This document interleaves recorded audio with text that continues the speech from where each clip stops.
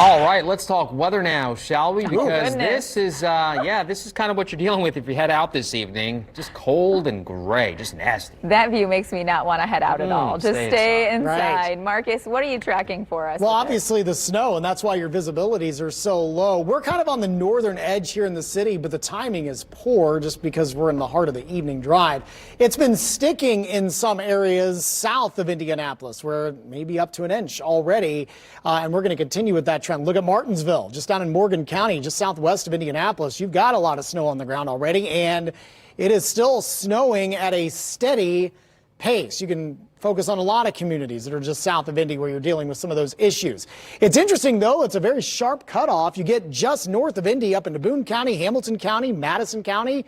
Not much. You may have a few flurries, but it certainly isn't what we're getting here in the city, and certainly not what you're seeing down south, where you can see the darker shades of blue down around Nineveh, west of Columbus.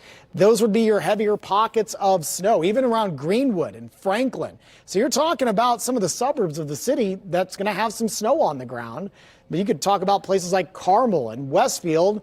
You don't have anything going on. So a very sharp cutoff here.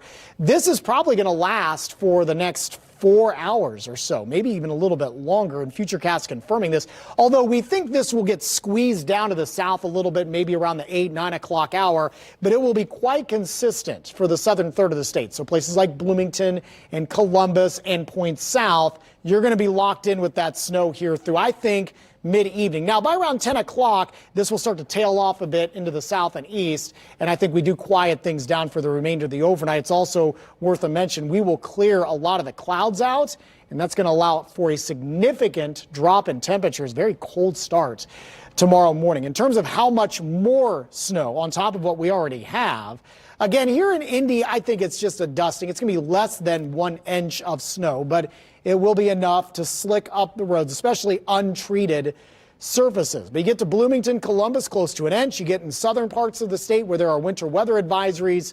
You could be talking around 2 to 3 inches of snowfall before it's all said and done. So your impacts in terms of accumulation anywhere in the state, this isn't a big snow. It's more timing that's going to cause you some big problems. Wind, ice, I don't think it's going to be a huge issue, although the ground is certainly cold enough that it is sticking in a hurry.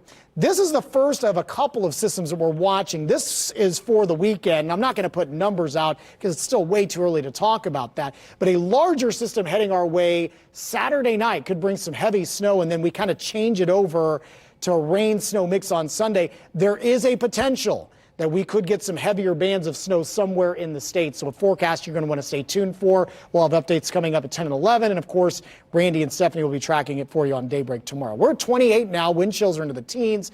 No issues tomorrow. Sunny and cold in the morning.